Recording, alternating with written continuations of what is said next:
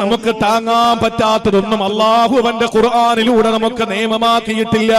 തലമറയ്ക്കാൻ മുസ്ലിം പെണ്ണിനോട് പറയുമ്പോ, എന്തേ പ്രിയപ്പെട്ട പെങ്ങളെ തലമറയ്ക്കാൻ നിനക്ക് മടി? ആ തലമറയ്ക്കാൻ മടിയുള്ള നിനക്ക് അതൊരു ഭാരമായി തോന്നുമ്പോ, ഇവിടെ നിങ്ങൾ ശ്രദ്ധിച്ചിട്ടുണ്ടോ? നട്ടുച്ച നേരത്ത് ലോറൻസ് കാലത്തിന് ബദർ പള്ളിയിലേക്ക് വരുന്ന സമയത്ത് ഇവിടത്തെ ഒരു ഹൈന്ദവ സഹോദരി റോഡിലൂടെ നടന്നു പോവുകയാ. കഠിനമായ ചൂടാണ്. ആ സമയത്ത് ആ പ്രിയപ്പെട്ട സഹോദരി തന്റെ സാരി തുമ്പെടുത്ത് തലയിലിട്ടുകൊണ്ടല്ലേ പോകുന്നത്? അതല്ലെങ്കിൽ കൊട ചൂടിയിട്ടല്ലേ പോകുന്നത്? ഓ മുസ്ലിം പെണ്ണേ, അല്ലാഹുവിന്റെ ഹബീബ് നിന്നോട് പറഞ്ഞതെന്താ? മഞ്ഞു വന്നാലും നിന്റെ തലയിൽ വീടില്ല, വെയില് വന്നാലും നിന്റെ തലയിലടിക്കൂല, അന്യ പുരുഷൻ നിന്റെ തലമുടി കാണൂല. അത് നിന്റെ ഔറത്താ. നിന്റെ ശരീരഭാഗങ്ങൾ പോലെ ഔറത്ത് തന്നെയാണ് പൊന്നുമോളെ. നിന്റെ വയറെങ്ങനാണോ അതുപോലെ തന്നെ നിന്റെ തലമുടി. ആ ഔറത്ത് മറച്ചുകൊണ്ട് നടക്കണമെന്ന് നിന്നോട് പറഞ്ഞത് കഴിയാത്തതാണോ? ഇല്ല. ആമന റസൂലു എന്ന ആയത്തിൽ കാണാൻ കഴിയുന്നത് വഖാലൂ സമീനാ വഅതഅനാ ഗുഫ്റാനക റബ്ബനാ വഇലൈക്കൽ മസീർ. എന്താണ് ഇതിന്റെ അർത്ഥമെന്നറിയോ? അല്ലാഹുവേ, സമീനാ ഞങ്ങൾ കേട്ടു. അല്ലാ, നീ പറയുന്ന ഞങ്ങൾ കേട്ടു. റബ്ബേ, നിന്റെ ഹബീബ് പറയുന്നത് ഞങ്ങൾ കേട്ടു. അല്ലാ, വഅതഅനാ ഞങ്ങളത് വഴിപ്പെടുകയും ചെയ്യുന്നു. അല്ലാ, ഗുഫ്റാനക എന്തെങ്കിലും വീഴ്ച ഉണ്ടെങ്കിൽ പുറത്തു തരണേ അല്ലാ. കാരണം റബ്ബനാ വഇലൈക്കൽ മസീർ, നാളെ നിന്നിലേക്കാ ഞാൻ മടങ്ങി വരേണ്ടത്. സഹോദരങ്ങളെ, ഇത് പറഞ്ഞിട്ട് തൊട്ടടുത്ത് പറയുന്നത് എന്തെന്നറിയോ? ലാ യുകല്ലിഫുല്ലാഹു നഫ്സാ ഇല്ലാ വസ്അഹാ. ഖുർആൻ എത്ര മാധുര്യമാണ്! ഖുർആൻ എത്ര മാധുര്യമാ! അല്ലാഹുവേ, നീ പറയുന്നത്, നിന്റെ ഹബീബ് പറയുന്ന ഞങ്ങൾ കേട്ടു, ഞങ്ങൾ അനുസരിക്കുന്നു. തമ്പുരാനെ, വീഴ്ചകൾ വന്നിട്ടുണ്ടെങ്കിൽ പൊറുക്കണേ അല്ലാ. കാരണം നിന്റെ അടുക്കലേക്കാണ് ഞങ്ങൾ വരേണ്ടതെന്ന് പറഞ്ഞ ഉടനെ പറയുന്നത്.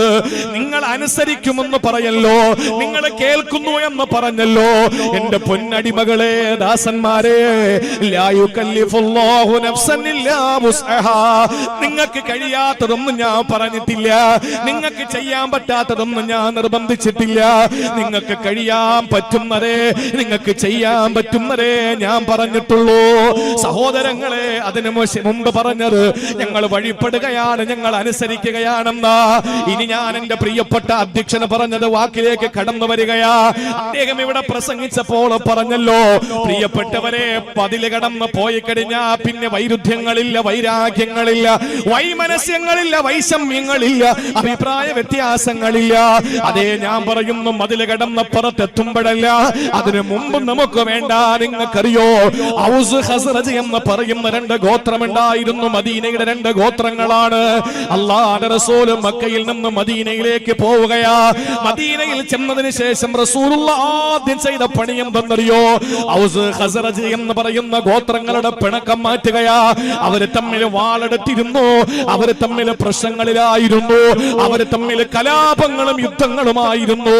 ആ കലാപങ്ങളിൽ നിന്നവരെ മാറ്റി നിർത്തിയിട്ട് കൈപിടിച്ചുയർത്തിയിട്ട് ഔസ് ഖസ്റജ് എന്ന് പറയുന്ന ഗോത്രങ്ങളെ നല്ല ഏറ്റവും ഉദാത്തരായി ഉത്കൃഷ്ടരായി മാറ്റുമ്പോ ഒരവസരത്തിൽ ശാസബിന് ഖൈസ് എന്ന് പറയുന്ന വൃത്തികെട്ടവനെ കടന്നു വരികയാ, ഇബ്ലീസിന്റെ കോലത്തിൽ വരികയാ.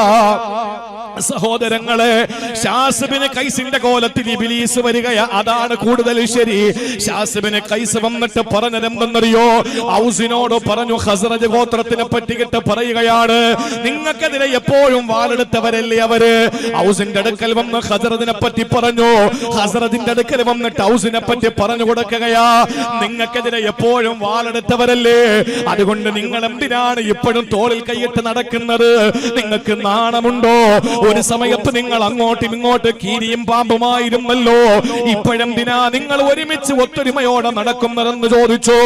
അല്ലാഹ് ഔസദാ വാൾ വലിച്ചൂരുകയാ, ഖസ്റജദാ വാളെടുക്കുകയാ. എന്നിട്ട് വീണ്ടും അവര് പോരാട്ടത്തിന്റെ പാറ തീർക്കുകയാ.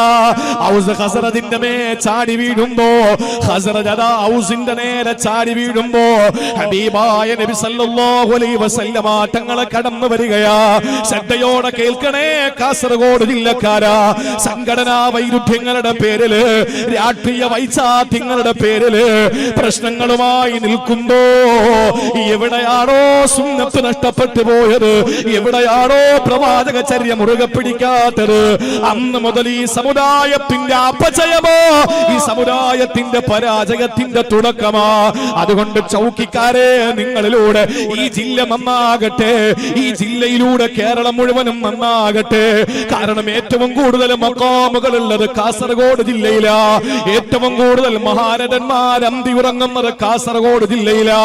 ഈ കേരളത്തിലൂടെ രാജ്യം മുഴുവനും നന്നാകട്ടെ. കാരണം രാജ്യത്തിന്റെ ഈ സംസ്ഥാനങ്ങളിൽ ഖൈറുള്ള എന്ന് വിളിക്കപ്പെടുന്നത് കേരളത്തെയാ. അള്ളാഹു അനുഗ്രഹിച്ച മണ്ണാ ഈ കേരളത്തിന്റെ മണ്ണ്. ഈ നാട്ടിലൂടെ പ്രിയപ്പെട്ടവരെ ഇന്ത്യ മുഴുവനും നന്നാകട്ടെ. അതുവഴി പ്രിയമുള്ള സഹോദരങ്ങളെ ലോകം മുഴുവനും നന്നാകട്ടെ. അതുകൊണ്ട് നമുക്ക് നന്നാകാ. ഔസ് ഖസറജ് തമ്മിൽ വാളെടുത്തിട്ട് പരസ്പരം പോരാടാനെന്നപ്പോ അല്ലാഹുവിന്റെ റസൂൽ ഇറങ്ങി വന്നിട്ട് ചോദിച്ചൊരൊറ്റ ചോദ്യമുണ്ട്. അല്ലാഹ് അല്ലാഹ് അബിദഅവൽ ജാഹിലിയ വഅബിദഅവൽ ജാഹിലിയത്തി വാന ബൈന അൽഹുരിക്കും. ഞാൻ നിങ്ങളുടെ മുന്നിലുള്ളപ്പോൾ നിങ്ങൾ വീണ്ടും പഴയ സംസ്കാരത്തിലേക്ക് പോയോ സഹാബ? നിങ്ങൾ എന്തിനാ വാളെടുത്തത്? എന്തിനാ നിങ്ങൾ പരിച പിടിച്ചത്? എന്തിനാ നിങ്ങൾ പോരാട്ടത്തിന്റെ പാത സൃഷ്ടിച്ചത്? നിങ്ങളുടെ മുന്നിൽ ഞാനില്ലേ സഹാബത്തെ എന്ന് ചോദിച്ചിട്ട് അള്ളാനെ സൂക്ഷിക്കണം മക്കളെ എന്ന് പറഞ്ഞ് ഔസിന്റെയും ഖസറജിന്റെയും ഇടയിൽ അള്ളാന്റെ ഹബീബ് രമ്യതയിൽ ഏർപ്പെടുമ്പോ വാളുകൾ ദൂരേക്ക് വലിച്ചെറിയുകയാ, പരിചകൾ ദൂരേക്ക് വലിച്ചെറിയുകയാ. എന്നിട്ട് പരസ്പരം കെട്ടിപ്പിടിച്ചു ചുടുചുംബനങ്ങൾ കൊടുത്ത് മുആനൊക്കെ ചെയ്ത് അവര് മടങ്ങിപ്പോയതിനെ പറ്റി ഹദീസുകളിൽ കാണാ. സാമിഈന മുതീഈ, സാമിഈന മുതീഈ. കണ്ടോ, വഴിപ്പെടുന്നവരായി, റസൂലിന്റെ വാക്ക് കേട്ടവരായി, അത് വഴിപ്പെടുന്നവരായി പ്രവാചകന്റെ മുന്നിൽ നിന്നവരും മടങ്ങി പോവുകയാ.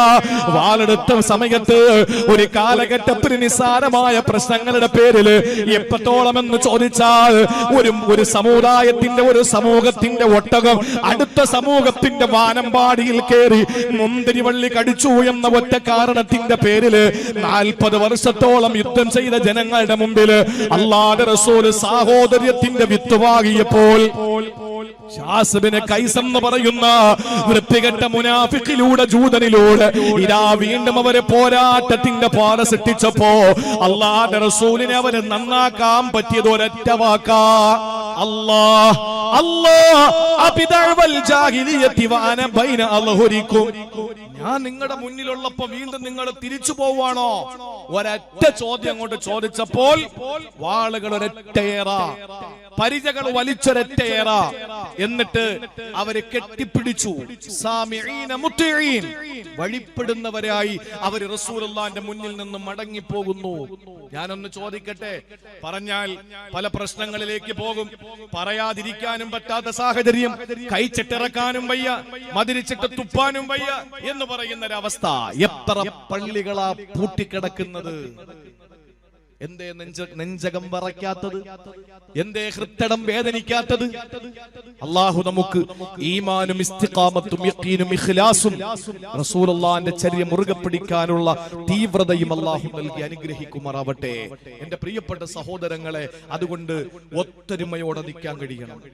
വിഘടിച്ച് നിൽക്കുക, ഭിന്നിച്ച് നിൽക്കുക എന്നുള്ളത് അള്ളാന്റെ റസൂലിനെ കേൾക്കാത്തവരുടെ ഒരു ശൈലിയായി. ഞാൻ കഴിഞ്ഞ ഒരാഴ്ചക്ക് മുമ്പ്, അല്ല 2-3 ദിവസങ്ങൾക്ക് മുമ്പ്, ഞാൻ ജില്ല പറയുന്നില്ല, ജില്ല പറഞ്ഞാൽ അത് ശരിയാവാത്തത് കൊണ്ടാ. അങ്ങനെ പറയുമ്പോൾ നിങ്ങൾ കരുതുന്നത് കാസർഗോഡാണോ എന്ന് ചോദിച്ചാൽ ഒരർത്ഥത്തിൽ ശരിയാണ് എന്ന് എനിക്ക് സമ്മതിക്കേണ്ടി വരും. അപ്പൊ കാര്യങ്ങൾ ഏകദേശം മനസ്സിലായല്ലോ. എന്റെ കൂടെ വന്നൊരു സഹോദരൻ ഒരു വീട് കാണിച്ചു. ഞാൻ സ്ഥലം പറയില്ല, ജില്ല നിങ്ങൾക്ക് ഏകദേശം മനസ്സിലായി. കാരണം ഇവിടെ ഞാൻ ജില്ല പറയില്ല എന്ന് കേൾക്കുമ്പോൾ തന്നെ നിങ്ങൾക്ക് കാര്യങ്ങൾ മനസ്സിലായിട്ടുണ്ടാവും. പക്ഷേ ഉള്ള കാര്യം ഹക്കാവുന്നത് കൊണ്ട് പറയുന്നതിൽ പേടിക്കേണ്ട കാര്യമില്ലല്ലോ. ചിലപ്പം മരിക്കും, അതിനപ്പുറത്ത് വേറൊന്നും സംഭവിക്കാനില്ലല്ലോ. എങ്കിലും അൽഹംദുലില്ലാ സത്യം തുറന്നു പറയുന്നതിന്റെ പേരിൽ മരിച്ചാൽ അതിനപ്പുറം സന്തോഷം വേറെ എന്തിനാ ഉള്ളത്? സ്വന്തം അമ്മായിയുടെ മോൻ എന്ത് ചെയ്തു?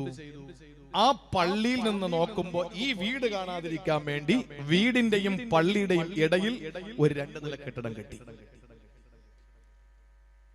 കെട്ടിയപ്പോഴും പള്ളിയിൽ നിന്ന് ഒന്ന് കാലൊന്ന് ഉയർത്തിയാൽ ആ വീട് കാണാം. അതുകൊണ്ട് അതിന്റെ മുകളിൽ ഒരു മതിലൂടെ കെട്ടി. ഉള്ള കാര്യം ഞാൻ പറയുന്നത്, ഞാൻ എന്റെ കണ്ണുകൊണ്ട് റഅയ്തു ബി ഐനൈ, എന്റെ 2 കണ്ണുകൊണ്ട് കണ്ട കാര്യമാണ്. ഒരു മതില് കെട്ടി. ആ മതില് കെട്ടിയപ്പോഴും ഒരു ഭാഗത്ത് നിന്നാൽ കാണാം, മറുഭാഗത്ത് നിന്നാൽ കണ്ടുകൂടാ. ഈ കാണാൻ പറ്റുന്ന ഭാഗത്ത് മതിലിന്റെ ഉയർച്ച വീണ്ടും കൂട്ടി. ഒന്ന് ആലോചിച്ചു നോക്കി എന്റെ സഹോദരങ്ങളെ, ഇത്രയും മനസ്സ് കുടുസായി പോയ, ഇത്രയും മനസ്സ് വളരെ ചുരുങ്ങിപ്പോയ, ഇടുക്കമായി പോയ ഒരു സമൂഹത്തിന്റെ മുമ്പിൽ എന്റെ പ്രവാചകൻ ഹബീബായ നബി തങ്ങൾ പരസ്പരം വാളോങ്ങി നിന്ന ഒരു സമുദായത്തിന്റെ മുമ്പിൽ അല്ലാഹു അല്ലാഹു ബിദഅവൽ ജാഹിലിയ്യത്തി വാന ബൈന അൽഹുരിക്കും, ഞാൻ നിങ്ങളുടെ മുന്നിൽ ഞാനുള്ളപ്പോ നിങ്ങൾ എന്തിനാണ് പരസ്പരം വാളോങ്ങുന്നത് സ്വഹാബത്തെ എന്ന് ചോദിച്ചപ്പോൾ സാമിഈന മുതീഈൻ, ആ ഒരൊറ്റ വരിയിൽ, ആ ഒരൊറ്റ ഉപദേശത്തിൽ എല്ലാം മറന്നിട്ട് വാളുകൾ ദൂരേക്ക് വലിച്ചെറിഞ്ഞ് അവർ സാമിഈന മുതീഈൻ, അതാണ് വിഷയം. എല്ലാം കേൾക്കാൻ ഞങ്ങൾ തയ്യാറാ നബിയെ, ഞങ്ങളുടെ ഇടയിൽ ഭിന്നതകളില്ല, ഞങ്ങൾ ഇതാ ഒറ്റക്കെട്ടാണ് എന്ന് പറഞ്ഞിട്ട് സെക്കൻഡുകൾക്ക് മുമ്പ് കൊല്ലാൻ വേണ്ടി വാളോങ്ങിയവൻ അടുത്ത സെക്കൻഡില് കെട്ടിപ്പിടിച്ചിട്ടവന്റെ മൃഗം തലയിൽ ചുടുചുംബനം അർപ്പിക്കുന്ന അവസ്ഥയിലേക്ക് എത്തപ്പെടുത്താൻ അള്ളാന്റെ ഹബീബിന്റെ വാക്കുകൾക്ക് കഴിഞ്ഞിട്ടുണ്ടെങ്കിൽ എന്തിനാണ് ഇപ്പോഴും നമ്മൾ പല തട്ടില് പറയും? കാസർഗോഡ് ജില്ലക്കാരെ പറയും, നമ്മൾ എന്തിനാ ഇപ്പോഴും പല തട്ടില്? ഓരോ പള്ളികളിലെ ബോർഡ് നോക്കിയിട്ട് കയറുന്ന ഒരവസ്ഥയിലേക്ക് നമ്മൾ എത്തിയില്ലേ? ഞാൻ കൂടുതൽ അതിലേക്ക് പോയാൽ പിന്നെ ചിലപ്പോൾ നിങ്ങൾക്ക് തന്നെ ഇഷ്ടപ്പെടാതെ വരും. ഞാൻ എന്റെ പ്രിയപ്പെട്ട സഹോദരങ്ങളോട് പറയാണ്, അള്ളാന്റെ റസൂൽ എന്തു പറഞ്ഞു അതങ്ങ് അനുസരിക്കുക. അതാണ് നമ്മൾ അള്ളാഹുവിന്റെ ഹബീബിന് കൊടുത്ത പ്രതിജ്ഞ. അല്ല, യദുല്ലാഹി ഫൗഖ ഐദീഹിം, അള്ളാന്റെ കയ്യിൽ നമ്മുടെ കൈയുടെ മുകളിലാണ് എന്ന് പറഞ്ഞാൽ ഇന്നമാ യുബായിഊനല്ലാഹ്, നമ്മൾ റസൂലുള്ളാഹിക്കല്ല വാക്ക് കൊടുത്തത്, അള്ളാഹ്ക്ക് വാക്ക് കൊടുത്തിരിക്കും. നമ്മൾ ഇത് അള്ളാഹുവിനോട് കൊടുത്ത വാക്കിനെ നമ്മൾ പാലിച്ചില്ല, തെറ്റിച്ചാൽ നമുക്ക് തന്നെയാണ് അതിന്റെ പ്രശ്നം. നാളെ ആരും കൂടെ ഉണ്ടാവൂല, നാളെ പോസ്റ്റർ ഒട്ടിപ്പിച്ചവൻ കൂടെ ഉണ്ടാവൂല, നാളെ എല്ലാത്തിനും കൂടെ നിന്നവൻ ഒരിക്കലും നമ്മുടെ കൂടെ ഉണ്ടാവൂല. അതുകൊണ്ട് ഹറാമായ കാര്യങ്ങൾ വരുമ്പോ എത്രത്തോളം അവർക്ക് റസൂലുള്ളാഹിയുടെ കാര്യത്തെ എതിർത്താൽ അവർക്ക് ആ വിഷയത്തിൽ എത്രത്തോളം വെറുപ്പുണ്ടായിരുന്നറിയോ? ഒരു സഹാബി, അദ്ദേഹത്തിന് ഭയങ്കര ഇഷ്ടമാണ് സ്വർണമോതിരം വല്ലാത്ത ഇഷ്ടമാണ്. ആ സഹാബി എന്ത് ചെയ്തു? ഒരു സ്വർണമോതിരം കയ്യിൽ അണിഞ്ഞിട്ട് റസൂലുള്ളാഹിന്റെ മുന്നിൽ വരികയാണ്.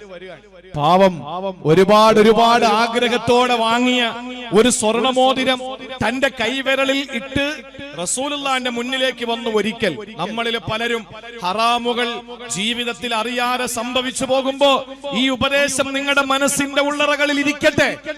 കയ്യിൽ സ്വർണമോതിരം ധരിച്ചു കൊണ്ടുവന്ന പ്രിയപ്പെട്ട സഹാബി വര്യന്റെ വിരലിൽ കിടന്ന മോതിരം വലിച്ചൂരിയിട്ട് അല്ലാഹുവിന്റെ റസൂല് ഒരൊറ്റ ഏറ്, നിലത്തേക്ക് ഒരൊറ്റ ഏറ്. എന്നിട്ട് അല്ലാഹുവിന്റെ റസൂല് പറഞ്ഞു, നരകത്തിന്റെ തീക്കട്ടയുമായിട്ട് എന്റെ അനുചരൻ നടക്കുകയാണോ? എന്റെ സഹോദര, എന്റെ സഹാബിയെ, എന്റെ അനുചര, എന്റെ പ്രിയപ്പെട്ട സതീർഥ്യ, നീ നരകത്തിന്റെ തീക്കട്ടയുമായിട്ട് നീ നടക്കുകയാണോ എന്ന് പറഞ്ഞിട്ട് വലിച്ചൊരൊറ്റ ഏറ് റസൂലുള്ളാഹി തിരിച്ചങ്ങ് പോയി. നിങ്ങൾ കേൾക്കണം, ഇവിടെയല്ല വിഷയം. റസൂലുള്ളാഹി അങ്ങ് പോയി. കൂടണ്ടായിരുന്ന സഹാബാക്കൾ ആ വിരലിൽ മോതിരം കിടന്ന സഹാബിയോട് പറഞ്ഞതെന്തെന്നറിയോ? പ്രിയപ്പെട്ട സഹോദര, ആ സാധനം പോയെടുത്തൂടെ, നിനക്ക് ഉപയോഗിക്കേണ്ട നിന്റെ ഭാര്യയ്ക്ക് ഉപയോഗിക്കാമല്ലോ, നിന്റെ മക്കൾക്ക് ഉപയോഗിക്കാമല്ലോ, അതല്ലെങ്കിൽ വിറ്റിട്ട് നിനക്കതിന്റെ കാശെടുക്കാമല്ലോ. അതുകൊണ്ട് നീ പോയി അതൊന്നും എടുക്കുമോ? അത് വെറുതെ നശിപ്പിച്ച് കളയല്ലേ. ഇത് പറഞ്ഞപ്പോൾ ആ സഹാബി പറഞ്ഞ മറുപടി എന്തെന്നറിയോ? ലാ വല്ലോ, പടച്ചവനാണ്, എനിക്കത് വേണ്ട. ലാ ആഖിദുഹു അബദാ വഖദ് തറഹഹു റസൂലുള്ളാഹ്. എന്റെ റസൂൽ വലിച്ചെറിഞ്ഞ മോതിരം ഇനി എനിക്ക് എത്ര കോടികൾ കിട്ടിയെന്ന് പറഞ്ഞാൽ എന്റെ റസൂൽ വേണ്ട മോനെ എന്ന് പറഞ്ഞിട്ട് ഊരിയെറിഞ്ഞത് ഇനി ഞാൻ എടുക്കൂല, ഇനി എനിക്കത് വേണ്ട എന്ന് പറഞ്ഞിട്ട് ആ പ്രിയപ്പെട്ട സ്വഹാബി വലിച്ചെറിഞ്ഞ മോതിരം അവിടെ തന്നെ ഉപേക്ഷിച്ചിട്ട് നടന്നു പോയെങ്കിൽ എന്റെ പ്രിയപ്പെട്ടവരെ, ഹറാമായ ലോട്ടറിയിലൂടെ സമ്പാദിച്ച, പലിശയിലൂടെ സമ്പാദിക്കുന്ന സമ്പാദ്യം തിന്നിട്ട് വലിയ വയറുമായിട്ട് നിസ്കാരത്തിന് പള്ളിയിൽ വരുമ്പോ എങ്ങനെയാ റസൂലുള്ളാഹിനെ നീ അനുസരിച്ചെന്ന് വരിക? ഹബീബായ പ്രവാചകനെ ധിക്കരിച്ചവനല്ലേ നീ അല്ലാഹുവിനോട് ചെയ്ത കരാറിനെ നീ ഉടച്ചവനല്ലേ? ആ കരാറ് പാലിക്കാത്തവനല്ലേ? അതും നിനക്ക് നാളെ ശക്തമായ താക്കീതായി തിക്തഫലം നിനക്ക് തന്നെ വരുമെന്ന് ഖുർആനല്ലേ പറഞ്ഞത്? അതുകൊണ്ട് പ്രിയപ്പെട്ടവരെ, പലിശ പോലുള്ള മാരകമായ ഈ സമുദായത്തെ പ്രസിച്ചുകൊണ്ടിരിക്കുന്ന ദുരന്തങ്ങളിൽ നിന്ന് അല്ലാഹു നമ്മളെ കാത്തുരക്ഷിക്കട്ടെ, പടച്ചവനെ കാത്തുരക്ഷിക്കട്ടെ. ഹറാമായ മുതലുകൾ നമ്മുടെ ആഹാരമായി വരില്ലെന്ന് ഭാര്യമാർ ഉറപ്പിക്കുക. ലോട്ടറി എടുക്കുന്നവർ കർണാടകയിൽ വഴലിന് പോയി, കാസർഗോഡിന്റെ ബോർഡറാണ്, കേരളത്തിന്റെ ബോർഡറാണ്. ഒരു പാലം കഴിഞ്ഞിട്ട് കാസർഗോഡ് കേരളം അവസാനിച്ചൊരു പാലം കഴിഞ്ഞ കർണാടകയായി. അവിടത്തെ പള്ളി കർണാടകയും ബാത്റൂം കേരളത്തിലുമാണ്. അങ്ങനെയൊക്കെ ഉണ്ടല്ലോ ചില സ്ഥലങ്ങളിൽ. പള്ളി കർണാടകയില്, ബാത്റൂം കേരളത്തില്. ഞാൻ അവിടെ പ്രസംഗിക്കാൻ പോയി ഏതാനും 2-3 ആഴ്ചകൾക്ക് മുമ്പാണ്. ആ സ്ഥലവും ഞാൻ പറയുന്നില്ല. പ്രിയപ്പെട്ട സഹോദരങ്ങളെ, അവരെന്നോട് പറഞ്ഞു, ഉസ്താദെ ഇവിടെ നിങ്ങൾ പ്രസംഗിക്കുമ്പോ ഈ ലോട്ടറി ടിക്കറ്റിനെതിരെ നിങ്ങളൊന്ന് സംസാരിക്കണം. ഞാൻ ചോദിച്ചു, എന്താ ലോട്ടറി? ഉസ്താദിന് അറിയോ? എനിക്കൊരു പുതിയ അറിവായിരുന്നു. കാരണം നമ്മൾ ഇങ്ങനെയുള്ള ഈ വിഷയങ്ങൾ കൂടുതൽ അതിനെപ്പറ്റി അതിലേക്ക് അങ്ങോട്ട് ആഴ്ന്നിറങ്ങിയിട്ടില്ല.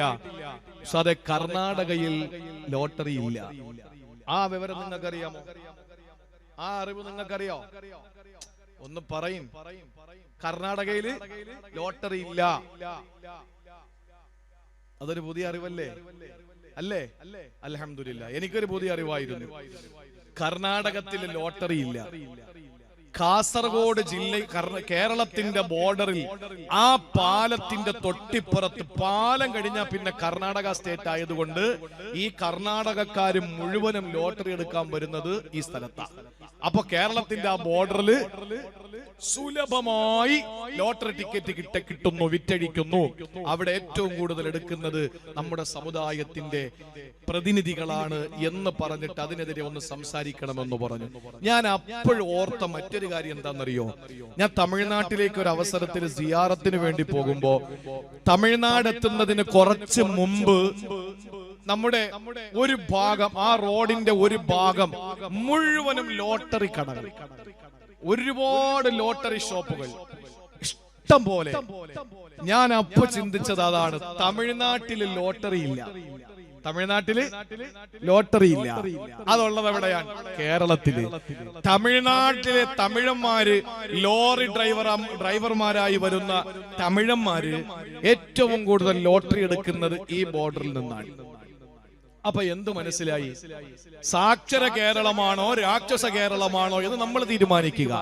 ലോട്ടറി കർണാടകത്തിലുമില്ല, തമിഴ്നാട്ടിലുമുള്ള ഉള്ളത് ദൈവത്തിന്റെ സ്വന്തം നാടെന്ന് അവകാശപ്പെടുന്ന കേരളത്തിലാണ്.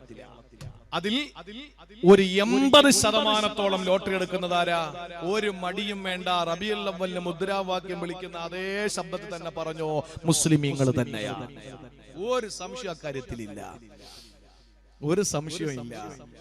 ആ ലോട്ടറി ടിക്കറ്റ് എടുത്തുകൊണ്ട് വരുന്ന കാശ് എന്റെയും മക്കളുടെയും ആഹാരമായി തരുന്ന ഭർത്താവേ, ഞങ്ങൾ പട്ടിണി കിടന്ന് മരിച്ചോളാം, ഞങ്ങൾക്കത് തരരുത് എന്ന് പറയാൻ ഈമാനികമായ നെഞ്ചുറപ്പുള്ള ഏത് പെണ്ണാണ് ചൗക്കിയിലുള്ളത്?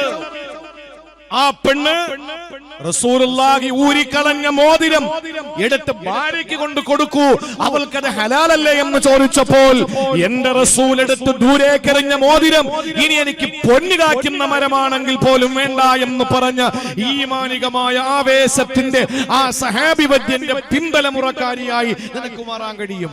അതുകൊണ്ട് പ്രിയപ്പെട്ടവരെ, ജീവിതത്തിൽ ഈ റസൂൽ എന്ത് പറഞ്ഞു അതനുസരിക്കാൻ മാത്രം അള്ളാന്റെ പ്രിയപ്പെട്ട പ്രവാചകനോടൊപ്പം നിന്ന സഹാബത്തിന് പിരിഞ്ഞിരിക്കും. അത് ഇന്നലെ എത്ര മണിവരെ ഉണ്ടായിരുന്നു അത് പ്രശ്നമല്ല, നാളെ എത്ര മണിവരെ ഉണ്ടാവുന്നു അത് പ്രശ്നമല്ല. 2 മണിക്കൂർ പ്രസംഗം, അതിനപ്പുറത്ത് 1 മിനിറ്റും ഒരു മനുഷ്യന്റെ ബുദ്ധിയെയും കൃത്യമായി പിടിച്ചിരുത്താൻ കഴിയില്ല. പിന്നെ അലക്ഷ്യമാകും, ആലസ്യത്തിലാകും, പിന്നെ വെറുതെ ആയിരിക്കും നമ്മൾ ഈ പറയുന്നതൊക്കെ. അതുകൊണ്ട് പ്രിയപ്പെട്ടവരെ, ഒന്ന് ശ്രദ്ധിക്കിൻ. അള്ളാഹു നിഷിദ്ധമാക്കിയ, പ്രവാചകൻ നിഷിദ്ധമാണ് എന്ന് പറഞ്ഞ ഒരു കാര്യം പിന്നെ നമ്മളത് ജീവിതത്തിൽ നമ്മളത് ഉപയോഗിക്കുന്നത് അതൊരിക്കലും പ്രവാചകനോടുള്ള ഇഷ്ടമല്ല എന്ന് നമ്മൾ മനസ്സിലാക്കുക. അതാണ് ആ ഊരിക്കളഞ്ഞ മോതിരം തന്റെ മക്കൾക്ക് പോലും വേണ്ട എന്ന് പറയാൻ. എത്രയോ പുരുഷന്മാർ ഇപ്പോഴും സ്വർണ്ണ മോതിരം ധരിക്കുന്നുണ്ട്, എത്രയോ ആളുകൾ സ്വർണ്ണമാല ധരിക്കുന്നുണ്ട് അല്ലേ?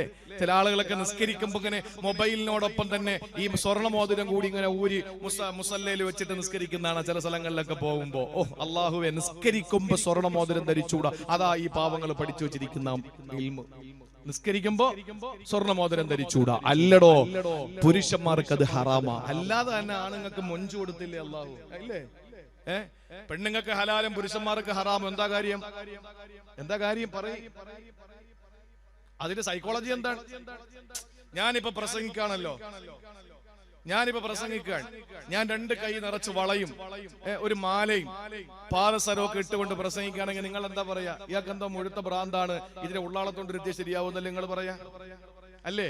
നേരെ മറിച്ച് ഒരു പെണ്ണ് സ്വർണ്ണമൊന്നും ധരിക്കാതെ നിന്നാ നമ്മൾ ചോദിക്കും, ഇപ്പോഴും RCC തന്നെയാണോ കാണിക്കുന്നതെന്ന് ചോദിക്കും. ക്യാൻസർ എന്നാ നമ്മൾ കരുതുന്നേ, അല്ലെ? എന്തോ മാരകമായ രോഗം പിടിപെട്ടെന്നാ നമ്മൾ കരുതുന്നത്. പുരുഷന്മാരെ സംബന്ധിച്ചിടത്തോളം സ്വർണം ഒന്ന് ഇടാതെ തന്നെ അല്ലാഹു തആല മൊഞ്ചു കൊടുത്തിട്ടുണ്ട്. പെണ്ണുങ്ങൾക്കാണെങ്കിലോ ഇതിട്ടാലേ സൗന്ദര്യമുള്ളൂ, അതുകൊണ്ട് അവർക്ക് അല്ലാഹു ഹലാലാക്കി, നമുക്ക് അല്ലാഹു അത് ഹറാമാക്കി. ഇത് വെറുതെ പറയുന്നതല്ല. പോട്ടെ, നമ്മുടെ വിഷയം അതല്ല. അതുകൊണ്ട് അല്ലാഹുവിന്റെ റസൂല് ആ വിരലിൽ നിന്നെടുത്ത് ദൂരേക്ക് എറിഞ്ഞത് എനിക്ക് വേണ്ട എന്ന് പറയാൻ ആ സഹാബിക്ക് കഴിഞ്ഞുവെങ്കിൽ എന്റെ പ്രിയപ്പെട്ടവരെ, ഈ കാലഘട്ടം ഏതാണ്? മദ്യത്തിന്റെ കാലമാണ്. അല്ല, മദ്യം അവസാനിച്ചോ? മദ്യപാനം കൊണ്ട് ചെറുപ്പക്കാരന്റെ ശരീരത്തിന്റെ സിരകള്, ആ സിരകളിലൂടെ ഓടുന്ന ചുടുനിണപ്പിനെ പ്രസിപ്പിക്കാൻ കഴിയുന്നില്ല. അതുകൊണ്ട് മദ്യം ഒഴിവാക്കിയിട്ട് ചെറുപ്പക്കാര് കഞ്ചാവിന്റെ പിറകയാ. കഞ്ചാവല്ലേ പ്രിയപ്പെട്ടവരെ നമ്മളത് ചെറുപ്പക്കാർ ഉപയോഗിക്കുന്നത്. എന്റെ സഹോദരിമാരെ, കോളേജുകളിൽ പഠിക്കുന്ന പെൺമക്കളുള്ള രക്ഷകർത്താക്കളോട് പറയാ, എന്റെ മോള് യാസീനോട്, ഹദ്ദാദോട്, അവള് ബദർ മൗലൂദോടും കുതുബിയത്തോട്, മുഹയ്യിദ്ദീൻ റാത്തീബോടും മജ്ലിസിനോടോടും മങ്കോസ് മൗലൂദ് കാണാതെ അറിയാ. ഇതെന്ന് പറഞ്ഞ് നിങ്ങൾ ഇരുന്നാ പറ്റൂല. പോകുന്ന പെൺമക്കളെ 1000 CCTV ക്യാമറ പോലെ നിങ്ങളുടെ കണ്ണവരുടെ പിന്നാലെ പോയി ഇല്ലെങ്കിൽ കാസർഗോഡത്തെ ചൗക്കിയിലെ പ്രിയപ്പെട്ട ഉമ്മ, ഇന്ന് 12ാം ക്ലാസ്സിൽ പഠിക്കുന്ന പെൺകുട്ടികള്, 11ാം ക്ലാസ്സിൽ പഠിക്കുന്ന പെൺകുട്ടികള്, 10ാം ക്ലാസ്സിൽ പഠിക്കുന്ന കൗമാരക്കാരികളായ 15കാരികള് കഞ്ചാവിനടിമകളല്ലേ? അതും മുസ്ലിം പെൺകുട്ടികളല്ലേ? അല്ലാഹു നമ്മളെ മക്കളെ കാത്തു രക്ഷിക്കട്ടെ. ഒരു നിമിഷം കൈ തട്ടിപ്പോയാ, ഒരു നിമിഷം കൈവിട്ടുപോയാ, ഒരു നിമിഷം കണ്ണ് തട്ടിപ്പോയാ, പ്രിയപ്പെട്ടവരെ, തീർന്നുപോയി നമ്മുടെ പെൺമക്കളുടെ ജീവിതം. വളരെ ദുരിതത്തിലാ. എത്ര സംഭവങ്ങളാ. പണ്ട് പുരുഷന്മാര്, ആൺകുട്ടികൾ അല്ലെങ്കിൽ വിവാഹം കഴിക്കാൻ പെൺമക്കൾക്കൊരു വരൻ വരുമ്പോ അവരോട് ചോദിക്കണം മദ്യപിക്കുമോ എന്ന് ചോദിക്കണമല്ല. ഇന്ന് തന്റെ മകന് വേണ്ടി ഒരു പെണ്ണിനെ കണ്ടെത്തുമ്പോ നാട്ടുകാരോട് ചോദിക്കണം, ആ പെണ്ണ് മദ്യപിക്കുന്ന പെണ്ണാണോ, അവള് കഞ്ചാവിന്റെ പെണ്ണാണോ എന്ന് ചോദിക്കുന്ന അവസ്ഥയിലേക്ക് എന്റെ പ്രിയപ്പെട്ട മുസ്ലിം നാരിമാരെത്തുമ്പോ, ഇത് പറഞ്ഞു എന്നതിന്റെ പേരിൽ, സ്ത്രീകളെ മുഴുവനും ആക്ഷേപിച്ചു എന്നതിന്റെ പേരിൽ ഒരു കേസോ അല്ലെങ്കിൽ എന്തെങ്കിലും നിയമ സംവിധാനങ്ങളോ പിന്നാലെ വരുന്നു എന്നുള്ളത് പ്രശ്നമാക്കുന്നില്ല. ഒന്നറിയണം മുസ്ലിം പെണ്ണ്, ഇന്ന് മുസ്ലിം പെൺകുട്ടികളെ കഞ്ചാവിന്റെ പിന്നാലെ പോകുമ്പോ നിങ്ങൾക്കറിയോ, മദ്യനിരോധനത്തിന് തൊട്ടു മുമ്പ് അല്ലാഹുവിന്റെ ഹബീബിന്റെ സഹാബിയായ അബൂ തൽഹ റളിയല്ലാഹു തആല അൻഹുവിന് മദ്യശാപ്പ് ഉണ്ടായിരുന്നു. അബൂ തൽഹ റളിയല്ലാഹു അൻഹു ആ മഹാനായ സഹാബിക്ക് ഒരു മദ്യശാപ്പ് ഉണ്ടായിരുന്നു. ആ മദ്യശാപ്പിൽ കള്ളൊഴിച്ചു കൊടുത്തതാരെന്നറിയോ? അബൂ തൽഹയുടെ പ്രിയപ്പെട്ട ഭാര്യ, അവരുടെ പ്രിയപ്പെട്ട പൊന്നുമോന് അനസാണ്. എന്ന് പറഞ്ഞാൽ അനസ് റളിയല്ലാഹു അൻഹുവിന്റെ ഉമ്മയെ വാപ്പ മരണപ്പെട്ടതിന് ശേഷം കല്യാണം കഴിച്ചത് കൊച്ചാപ്പ എളാപ്പ അബൂ തൽഹയാ. എന്റെ ഉമ്മയെ രണ്ടാമത് കല്യാണം കഴിച്ചത് അബൂ തൽഹയാ. അനസ് പറഞ്ഞല്ലോ റളിയല്ലാഹു അൻഹു. ആ അനസ് ബിൻ മാലിക് റളിയല്ലാഹു അൻഹു അബൂ തൽഹ റളിയല്ലാഹു അൻഹുവിന്റെ കച്ചവട സ്ഥാപനത്തിലെ കള്ള് കച്ചവട സ്ഥാപനത്തിന്റെ ഒരു വലിയ സെയിൽസ്മാനായി ജോലി ചെയ്തിരുന്ന ആളാണ്. ആ സമയത്ത് വരുന്നവർക്ക് കള്ളൊഴിച്ചു കൊടുക്കുന്ന ജോലിയാ. ആ സമയത്തല്ലേ ആരോ പുറത്തുനിന്ന് വിളിച്ചു പറയുകയാ, അലാ ഇന്നൽ ഖംറ ഖദ് ഹുദ്ദിമത്, അലാ ഇന്നൽ ഖംറ ഖദ് ഹുർരിമത്. ഇത് ബുഖാരിയിലുള്ള ഹദീസാണ്. ഉസ്താദുമാർക്കറിയാ. എന്നെ കേൾക്കുന്നവരെ, ഒരൊറ്റ വാക്ക് പുറത്തുനിന്ന് ആരോ വിളിച്ചു പറഞ്ഞു, അറിയോ? ഇന്നൽ ഖംറ ഖദ് ഹുർരിമത്, ഇതാ കള്ള് ഹറാമാക്കപ്പെട്ടിരിക്കുകയാ. ആ സമയത്ത് കള്ളൊഴിച്ചു കൊടുത്തുകൊണ്ടിരിക്കുന്ന അനസ് റളിയല്ലാഹു അൻഹു ആ കുടിച്ച ഗ്ലാസ് നിറയാൻ വേണ്ടി നിന്നില്ലല്ലോ. ആ തൽഹ റളിയല്ലാഹു തആല അൻഹു തന്റെ സ്ഥാപനത്തിൽ വില കൂടിയ സാധനങ്ങൾ വാങ്ങി വെച്ചിരിക്കുകയാ. അതുകൂടെ സെയിൽ ചെയ്തിട്ട് ഞാൻ നിർത്തിക്കൊള്ളാമെന്ന് പറഞ്ഞില്ലല്ലോ. എന്താ ചെയ്തതെന്നറിയോ? മദീനയുടെ പ്രാന്ത പ്രദേശങ്ങളില് അബൂ തൽഹ റളിയല്ലാഹു അൻഹുവിന്റെ ഷാപ്പിൽ നിന്ന് ഇതാ മദ്യത്തിന്റെ പുഴകൾ ഒഴുകുകയാ. എല്ലാം അടിച്ചു പൊട്ടിച്ചു ദൂരേക്ക് വലിച്ചെറിയുകയാ. എന്നിട്ട് പറഞ്ഞതെന്തെന്നറിയോ? ഇല്ലാ റസൂൽ പറഞ്ഞാ പിന്നെ ഞങ്ങൾക്കതിലൊരു അപ്പീലില്ല. എന്റെ ഹബീബ് ഹറാമാണെന്ന് പറഞ്ഞാൽ കുടിച്ച് ചുണ്ടിലേക്ക് വെച്ചത് ഇറക്കട്ടെ എന്നവർ തീരുമാനിച്ചില്ല. ക്ലാസ്സിലിരിക്കുന്നത് പകർന്നു കൊടുക്കട്ടെ എന്നവർ തീരുമാനിച്ചില്ല. അവരുടെ കടകളിലിരിക്കുന്ന വില കൂടിയ സാധനങ്ങൾ വിറ്റഴിക്കട്ടെ എന്നവര് തീരുമാനിച്ചില്ല. എല്ലാം അടിച്ചു പൊട്ടിച്ചു ഒഴുക്കി പുഴകൾ സൃഷ്ടിച്ചെങ്കില് എന്റെ പ്രിയപ്പെട്ട ചൗക്കിയിലെ പെങ്ങളെ, അല്ലാഹുവിന്റെ ഹബീബ് നിരോധിച്ച കഞ്ചാവ് ചെറുപ്പക്കാരാ എന്തിനാ പൊന്നുമോനെ ഉപയോഗിക്കുന്നത്? റസൂലുള്ളാഹിനെ പ്രതിജ്ഞ കൊടുത്ത ഹബീബായ പ്രവാചകന് ബൈഅത്ത് ചെയ്ത തീരുമാനത്തെ ഉടച്ചാൽ അത് പാലിച്ചില്ലെങ്കിൽ ഫഇന്നമാ യൻഖുസു അലാ നഫ്സിഹി, അതിന്റെ വേദന നീ തന്നെയാണ് അനുഭവിക്കേണ്ടി വരുന്നത്. ഞങ്ങൾ ഇതും കൂടെ കച്ചവടം ചെയ്തിട്ട് നിർത്തിക്കൊള്ളാം എന്നല്ല പറഞ്ഞത്. ഇല്ല, ഞങ്ങൾക്കിനി അത് വേണ്ട എന്ന് പറഞ്ഞിട്ട് ദൂരേക്ക് വലിച്ചെറിയാൻ പ്രിയപ്പെട്ടവരെ അവർ തയ്യാറായി. മഹാനായ അബ്ദുല്ലാഹിബിന് മഹാനായ അബൂ മസ്ഊദുൽ ബദരി എന്ന് പറയുന്ന ഒരു സഹാബി, അബൂ മസ്ഊദുൽ ബദരി. മക്കൾ അല്ല, സഹോദരിമാരെ ശ്രദ്ധിച്ച് കേൾക്കണം. എന്തെങ്കിലും ഒരു നിസ്സാര കാര്യം വരുമ്പോ മക്കളെ തല്ലുന്നവരുണ്ടല്ലോ. എത്ര കേസാ പ്രിയപ്പെട്ടവരെ, മക്കളെ ക്രൂരമായിട്ട് തല്ലിയിട്ട് ആ തല്ലുകൊണ്ട പ്രിയപ്പെട്ട മക്കളുടെ ശരീരത്തിന്റെ ചോരപ്പാടുകൾ, മുറിവുകൾ, അത് പൊതുസമൂഹത്തിന്റെ മുമ്പിൽ സോഷ്യൽ മീഡിയയിലൂടെ, സമൂഹ മാധ്യമത്തിലൂടെ കാണുമ്പോ നമുക്ക് തന്നെ സങ്കടം തോന്നുന്നു. ചില അമ്മമാരെന്ന് പറയപ്പെടുന്നവർ, ഉമ്മമാരെന്ന് പറയപ്പെടുന്നവർ മക്കളോട് കാണിച്ചു കൂട്ടുന്ന മൃഗീയത സഹിക്കാൻ പറ്റാത്തതാണ്. മക്കളെ തല്ലിയ അബൂ മസ്ഊദുൽ അൽ ബദരി എന്ന് പറയുന്ന പ്രിയപ്പെട്ട സഹാബി, മുസ്ലിം റഹിമഹുല്ല റിപ്പോർട്ട് ചെയ്യുന്ന ഹദീസാണ്. അദ്ദേഹം ഒരു കുട്ടിയെ അടിച്ചു.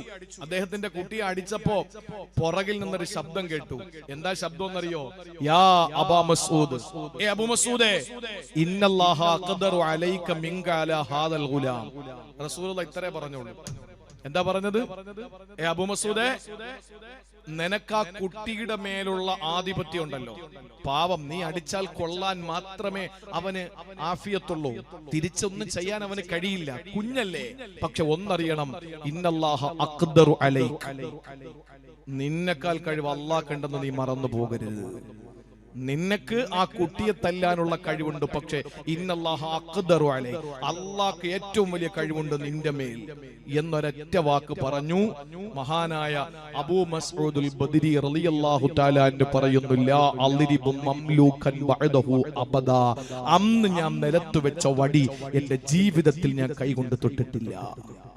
ഒരൊറ്റ കുട്ടികളാകട്ടെ, മംലൂക്കിനെ എന്ന് പറഞ്ഞാൽ എന്റെ കീഴിലുള്ള മക്കളാകാം, ജോലിക്കാരാകാം, മൃഗങ്ങളാകാം, എന്തുമാകാം, ഞാൻ പിന്നെ വടിയെടുത്തിട്ടേ ഇല്ല. കാരണം അല്ലാഹു എന്റെ മേൽ ഈ കഴിവുള്ളവനാണ് എന്ന് എന്റെ റസൂല് പറഞ്ഞതിനെ ഞാൻ സമ്മതി ചെയ്തു, കേട്ടു, എന്നിട്ട് ത്വാഅത്ത് ഞാൻ വഴിപ്പെട്ടു. എന്റെ പ്രിയപ്പെട്ടവരെ, ഉണങ്ങും മുമ്പ് കൂലി കൊടുക്കാൻ പഠിപ്പിച്ച അവൻ പറയും വിയർക്കൂലല്ലോ, എസിയിലല്ലേ നിൽക്കുന്നത്, പിന്നെ എങ്ങനെ വിയർക്കുന്നെന്നാ ചോദിക്കുന്നത്. ജോലിക്കാരന് പണിയെടുത്തവര് പൈസ കൊടുക്കാൻ എന്തൊരു മടിയാൻ. കയറി ഇറങ്ങണം അവന്റെ മുമ്പിൽ. ഈ ഇരിക്കുന്ന ഓരോരുത്തരും വിളിച്ചിട്ട് ചോദിക്കണം, എത്ര രൂപ കിട്ടാനുണ്ട്, എത്ര കിട്ടാനുണ്ട്, എനിക്ക് ആരും ഒന്നും തരാനില്ല എന്ന് പറയാൻ കുഞ്ഞു മക്കളല്ലാതെ ഈ ഇരിക്കുന്നവരിൽ ഒരാളുണ്ടെങ്കിൽ, ഞാൻ വലിയ ചലഞ്ച് ഒന്നും പറയുന്നില്ല, ചിലപ്പം കാണും, ഏതെങ്കിലുമൊക്കെ വീട്ടിൽ കഴിയുന്ന ചില സാലിഹ്യങ്ങൾ കാണാം, ഒരു പുറം ലോകമായിട്ടൊരു ബന്ധം ഉണ്ടാവൂല. ഈ ഇരിക്കുന്നവരില് ഓരോരുത്തരങ്ങ് ചിന്തിച്ചോണ്ടാ മതി, എനിക്ക് എത്ര രൂപ കിട്ടാനുണ്ടെന്ന്. ഒരു മയവും ഇല്ലാതെ കാശ് ചോദിക്കാൻ വരുമ്പോ എന്തോരു തേനൊലിപ്പ, എന്തോരു തേൻ മാധുര്യമാണ്. അള്ളാഹുവിനെ, റസൂലിനെ, മുഹിയുദ്ദീൻ ഷെയ്ഖിനെ, റിഫായി ഷെയ്ഖിനെ ഒക്കെ കൊണ്ട് സത്യം ചെയ്തിട്ട് ആ സമയത്ത് പൈസ കൊടുത്ത് കുറെ നാൾ കഴിയുമ്പോൾ വിളിക്കുമ്പോ എവിടെ ഉണ്ടെന്ന് ചോദിച്ചാൽ പറയും, ഞാൻ ദാ ബദർ മസ്ജിദിൽ ലുഹാ നിസ്കരിച്ചുകൊണ്ടിരിക്കുകയായിരുന്നു, ഇപ്പൊ അങ്ങോട്ട് ഇറങ്ങിയുള്ളൂ. പിന്നെ അടുത്ത പ്രാവശ്യം വിളിക്കുമ്പോൾ പറയും, ഞാൻ ഖുർആൻ ഓതിക്കൊണ്ടിരിക്കുകയായിരുന്നു, അതുകൊണ്ടാ ഫോൺ അറ്റൻഡ് ചെയ്യാത്തത്. ഇതൊക്കെ പറഞ്ഞ് ഇങ്ങനെ തട്ടിപ്പ് നടത്തിയിട്ട് അവസാനം ഇതെല്ലാം കൊണ്ടൊരൊറ്റ പൊങ്ങല. പിന്നെ പൊങ്ങണമെങ്കിൽ 1000 മന്ത്രവാദിമാര് മഷിയിട്ട് നോക്കിയാലും ഇവൻ പൊങ്ങൂല. ആ നിലയില് പ്രിയപ്പെട്ടവരെ, ജനങ്ങളെ പറ്റിച്ച് ജീവിക്കുന്ന ആളുകളുണ്ടല്ലോ, ഇല്ലേ? ജനങ്ങളെ പറ്റിച്ച് ജീവിക്കുന്നവര്, കൂലി കൊടുക്കാത്ത യജമാനന്മാര്, മുതലാളിമാര് കൂലി കൊടുക്കാത്തതിന്റെ പേരിൽ സങ്കടപ്പെടുന്ന എത്ര പേരുണ്ട്? നിങ്ങൾ ആലോചിച്ചു നോക്ക്. അള്ളാന്റെ ഹബീബ് എന്താ പറഞ്ഞത്? റബീഉൽ അവ്വലിലെ മുദ്രാവാക്യം മുഴക്കിയത് കൊണ്ടാകുന്നില്ല. സഹോദരങ്ങളെ, തന്റെ ഉത്തരവാദിത്വത്തിലുള്ള തന്റെ കീഴിൽ പണിയെടുക്കുന്നവരോട് പോലും ഇല്ല, ഞാനിനി അവരെ മർദ്ദിക്കില്ല, ഞാനിനി അവരോട് കയർത്ത് സംസാരിക്കില്ല, അവരോട് ഞാൻ ഒന്നും പറയില്ല എന്ന് പറയാൻ പ്രിയപ്പെട്ടവരെ എത്ര പേർക്ക് കഴിയുന്നുണ്ട്? ഇനി ഞാൻ ചോദിക്കട്ടെ, ഇബാദത്തുകളിൽ റസൂലുള്ളാഹി പറഞ്ഞത് കേട്ട സഹാബത്തിന്റെ കഥ അറിയണോ? ഇബാദത്തിന്റെ വിഷയത്തില് പ്രിയപ്പെട്ടവരെ റസൂലുള്ള പറഞ്ഞ കാര്യങ്ങൾ കേട്ടവരുടെ ചരിത്രം നിങ്ങൾക്കറിയണോ? അബൂ ഹുറൈറ റളിയല്ലാഹു അൻഹുവിൽ നിന്ന് ഇമാം മുസ്ലിം റിപ്പോർട്ട് ചെയ്യുന്ന ഹദീസിൽ കാണാം, ഖൈബറിന്റെ സമയം വരികയാ. ഖൈബർ യുദ്ധം നടക്കുമ്പോൾ പ്രിയപ്പെട്ട സഹോദരിമാരെ ശ്രദ്ധയോടെ കേൾക്കുക, സഹോദരങ്ങളെ അതീവ ശ്രദ്ധയോടെ നിങ്ങൾ കേൾക്കണേ. ഖൈബർ യുദ്ധം നടക്കുകയാണ്. ആ യുദ്ധം നടക്കുന്ന സമയത്ത് അള്ളാന്റെ പ്രിയപ്പെട്ട പ്രവാചകന് സഹാബത്തിനെ വിളിച്ചു കൂട്ടിയിട്ട് പറയുകയാ, തീർച്ചയായിട്ടും ഞാൻ നാളെ പതാക ഒരാളുടെ കയ്യിൽ കൊടുക്കും. ആ ആള് ആരാണെന്നറിയോ? യുഹിബ്ബുല്ലാഹ വറസൂലാ, അല്ലാഹുവിനെയും റസൂലിനെയും വഴിപ്പെടുന്ന ഒരാളാ. യഫ്തഹുല്ലാഹു അലാ യദൈ, അവരുടെ കൈകളിലൂടെ പടച്ചവന് അല്ലാഹു ഖൈബറിന് വിജയം കൊടുക്കുമെന്ന് പറഞ്ഞു. സഹോദരങ്ങളെ, എന്താ റസൂലുള്ള പറഞ്ഞത്? ശ്രദ്ധയോടെ കേട്ടോ.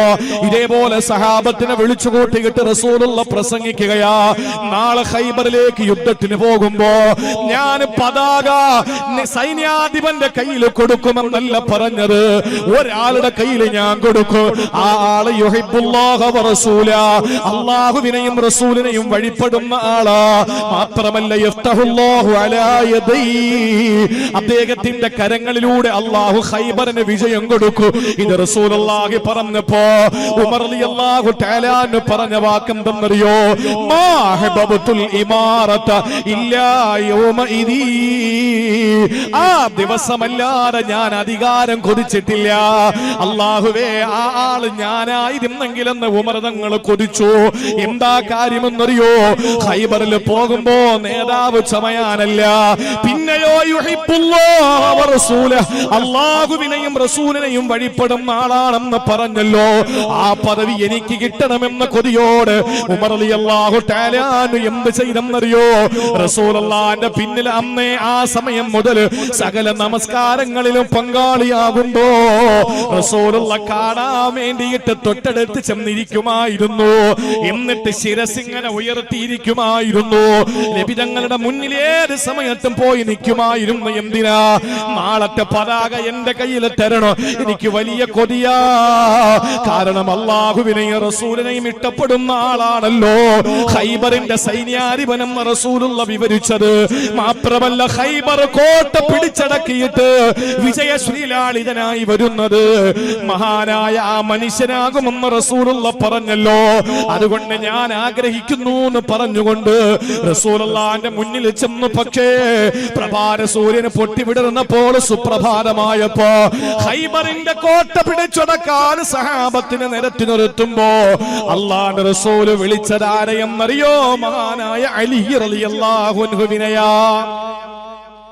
അലി തങ്ങൾ അടുത്തേക്ക് വിളിച്ചു. എന്നിട്ട് അല്ലാഹുവിന്റെ റസൂല് കൊടിയങ്ങ് കൊടുത്തു. ഉമർ തങ്ങൾ പറഞ്ഞു, പടച്ചവനാണ്, ഞാൻ കൊതിച്ചുപോയി അധികാരം.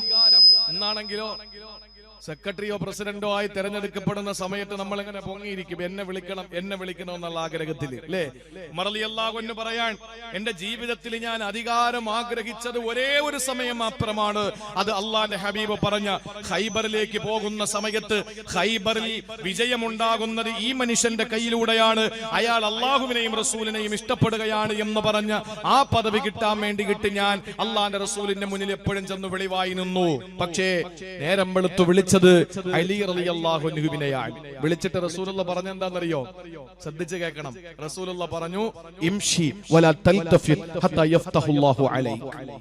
പൊക്കോ, തിരിഞ്ഞു നോക്കരുത്, അല്ലാഹു നിനക്ക് വിജയം തരുമെന്ന് പറഞ്ഞു.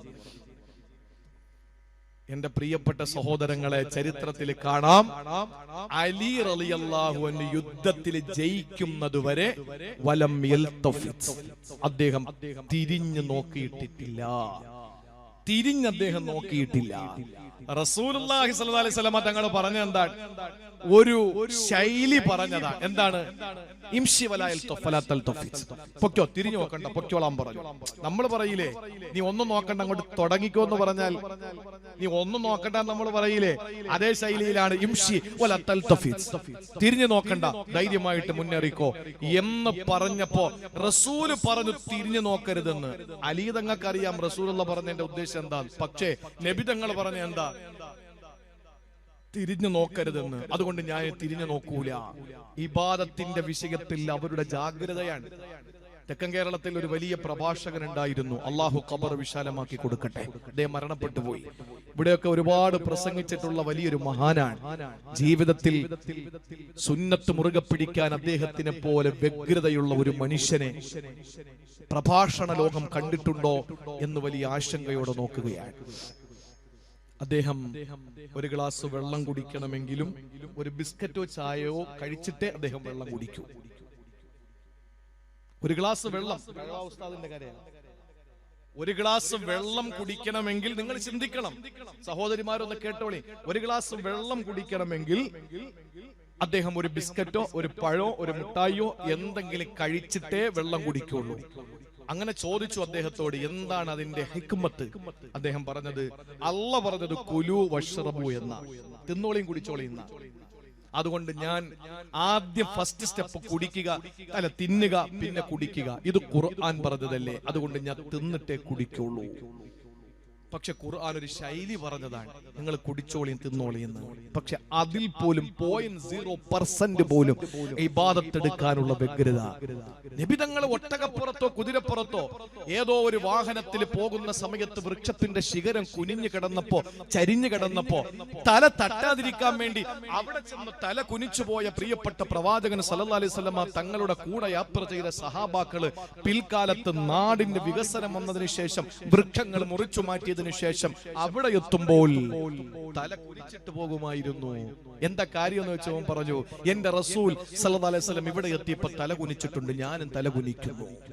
അന്ന് തല കുനിച്ചത് എന്തിന്റെ പേരിലാ? വൃക്ഷത്തിന്റെ ശിഖരം തട്ടാതിരിക്കാനാ.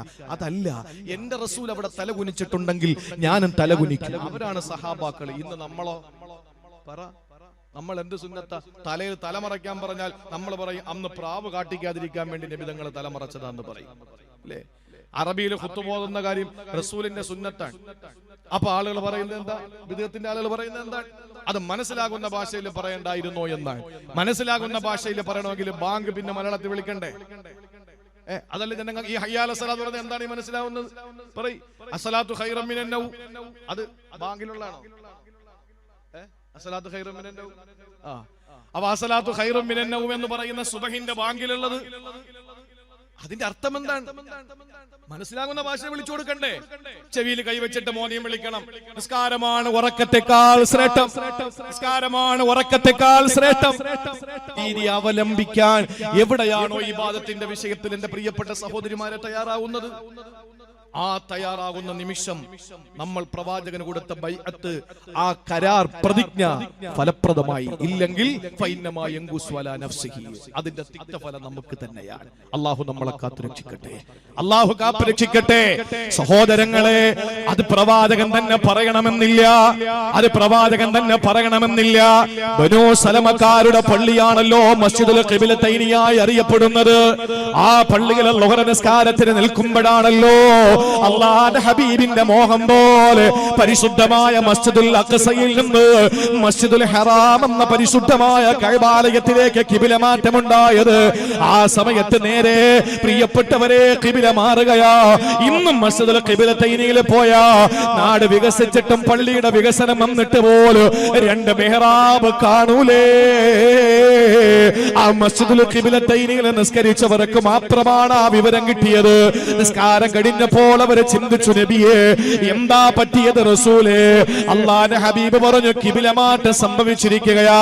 നീണ്ട 16 മാസക്കാലം ഇന്ന് ജൂത പിശാചുക്കളുടെ കയ്യിൽ വെച്ച് അമ്മാനമാടുന്ന ജൂത പിശാചുക്കളില്ലേ, ലോകം കണ്ട ഏറ്റവും വലിയ വർഗീയ കോമരങ്ങളായ ജൂത പരിശകള് അല്ലാഹുവിന്റെ ഹബീബ് സല്ലല്ലാഹു അലൈഹി വസല്ലം ഇസ്രാഇന്റെ മിഅ്റാജിന്റെ യാത്ര പോയ പരിശുദ്ധമായ ബൈത്തുൽ മുഖദ്ദസിനെ മലീമസമാക്കുമ്പോ ആ ബൈത്തുൽ മുഖദ്ദസിൽ നിന്ന് മസ്ജിദുൽ ഹറം എന്ന കഅബാലയത്തിലേക്ക് 16 മാസങ്ങൾക്ക് ശേഷം റസൂലുള്ളാഹിക്ക് വേണ്ടി കഅബയുടെ ഖിബിലയുടെ മാറ്റം നടത്തി കൊടുത്തപ്പോൾ സഹോദരങ്ങളെ, ഖുബാ പള്ളിക്കാരാ വിവരമറിഞ്ഞില്ല, മസ്ജിദ് ഖുബായിൽ ആ വിവരമറിഞ്ഞില്ല. പിറ്റേന്ന് സുബഹി നിസ്കാരത്തിന് വരെ ഖിബില മാറ്റം അവർ അറിഞ്ഞിരുന്നില്ല. സുബഹി നിസ്കാരത്തിന് ആരോ പുറത്തു നിന്ന് വിളിച്ചു പറയുകയാ, അറിഞ്ഞില്ലേ ഖിബില കഅബയിലേക്കാ, മസ്ജിദുൽ അഖ്സയിലേക്കല്ല എന്ന് പുറത്തു നിന്ന് ആരോ വിളിച്ചു പറഞ്ഞപ്പോ ഇതാരാ വിളിക്കുന്നതെന്ന് നോട്ടമില്ല, ഈ പറയുന്നത് ശരിയാണോ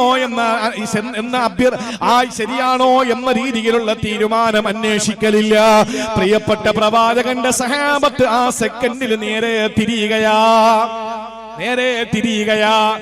ആരോ വിളിച്ചു പറഞ്ഞു, അറിഞ്ഞില്ലേ ഖിബില മാറ്റം സംഭവിച്ചിരിക്കുകയാണ്, ബൈത്തുൽ മുഖദ്ദസ് അല്ല കഅബയാണെന്ന് പറഞ്ഞപ്പോ എന്റെ റസൂല് അല്ലാഹുവിന്റെ ഹബീബിനെ കേട്ടവരാരോ ആണല്ലോ ഈ പറയുന്നത്. അത് മതി. ഇതാണ് അവരുടെ അനുസരണ. അവരുടെ ജീവിതത്തിൽ അവരനുസരിച്ചിരുന്നത് ഇങ്ങനെയാണ്. പ്രിയപ്പെട്ട സഹോദരിമാരെ, അതുകൊണ്ട് ജീവിതത്തിൽ അല്ലാഹുവിന്റെ ഹബീബ് എന്താണോ പറഞ്ഞത് ആ പറഞ്ഞ കാര്യം നമ്മുടെ ജീവിതത്തിൽ പ്രാവർത്തികമാക്കാൻ, അത് നമ്മുടെ ജീവിതത്തിൽ സ്വീകരിക്കാൻ സമീഅനാ വഅതഅനാ, ഞങ്ങൾ അനുസരിക്കുന്നു, കേൾക്കുന്നു റസൂലേ കഴിയണം. പ്രിയപ്പെട്ടവരെ, ഞാൻ ഇനി ആ ഭാഗം അവസാനിപ്പിച്ചിട്ട് 11 മണിയായി. ഞാൻ ഇനി പറയാൻ പോകുന്നത്, ഇതനുസരിക്കാതിരുന്നാൽ എന്താ പ്രശ്നം? പ്രശ്നം നമുക്ക് തന്നെയാണ്. പക്ഷേ പ്രിയപ്പെട്ട സഹോദരങ്ങളെ, സഹോദരിമാരെ, ജീവിതത്തിൽ അള്ളാഹു തരുന്ന വലിയൊരു പരീക്ഷണം നമ്മൾ നേരിടേണ്ടി വരും. സഹോദരങ്ങളെ, റസൂല് പറയുന്നത് കേട്ട് അത് അനുസരിക്കാൻ നമുക്ക് കഴിഞ്ഞാൽ നമ്മൾ വിജയിച്ചു. അത് തിന്മകളിൽ നിന്ന് മാറലാണെങ്കിലും നന്മകൾ ചെയ്യുന്നതാണെങ്കിലും റസൂൽ എന്തു പറഞ്ഞു ഞാനത് അനുസരിക്കും. അല്ലെങ്കിൽ സ്വർഗത്തിന്റെ മുറ്റത്ത് നമ്മൾ എത്തും നാളെ. ഇൻഷാ അല്ലാഹ് എത്തുമ്പോ അള്ളാഹുവിന്റെ മലക്ക് റിദ്വാൻ സ്വർഗത്തിന്റെ ഖാസിന വിളിക്കും, വരൂ എന്ന് വിളിക്കും. വിളിച്ചിട്ട് സ്വർഗത്തിന്റെ മുമ്പിൽ എത്തുമ്പോഴേക്കും നമ്മൾ പറയും വരൂല. നമ്മളെ കേറ്റൂല എന്നല്ല, ശ്രദ്ധിക്കണം, നമ്മളെ അകത്തോട്ട് കേറ്റൂല എന്നല്ല, നമ്മൾ പറയും ഞാൻ വരുന്നില്ല. കുല്ലു ഉമ്മത്തി യദ്ഖുലൂനൽ ജന്ന. ഹബീബ് പറയുകയാണ് എല്ലാ ആളുകളും സ്വർഗ്ഗത്തിലെത്തുന്നതാ. കുല്ലു ഉമ്മത്തി യദ്ഖുലൂനൽ ജന്ന. എല്ലാ ആളുകളും സ്വർഗ്ഗത്തിൽ പ്രവേശിക്കുന്നതാ. ഇല്ലാ മൻ അബാ, ഞാൻ അങ്ങോട്ട് വരില്ല എന്ന് പറഞ്ഞ് മാറി നിൽക്കുന്നവരൊഴിച്ച്. അല്ലാഹുവിന്റെ ഹബീബ് പറഞ്ഞപ്പോ സംഭീതരായി, പരിഭ്രമചിത്തരായി, വിഷാദ വിഷണ്ണരായി, വ്യാകുല വിഹുലരായി സഹാബത്ത് ചോദിച്ചു, ഖാലൂ വമൻ യഅബാ യാ റസൂലല്ലാഹ്, ആരാണ് പോകൂല എന്ന് പറഞ്ഞ് മാറി നിൽക്കുന്നത്? റസൂൽ പറഞ്ഞത് എന്തെന്നറിയോ? മൻ അതാഅനി ദഖലൽ ജന്ന. എന്നെ വഴിപ്പെടുന്നവരാരാണോ അവർ സ്വർഗ്ഗത്തിൽ കയറും. വമൻ അസ്വാനി ഫഖദ് അബാ.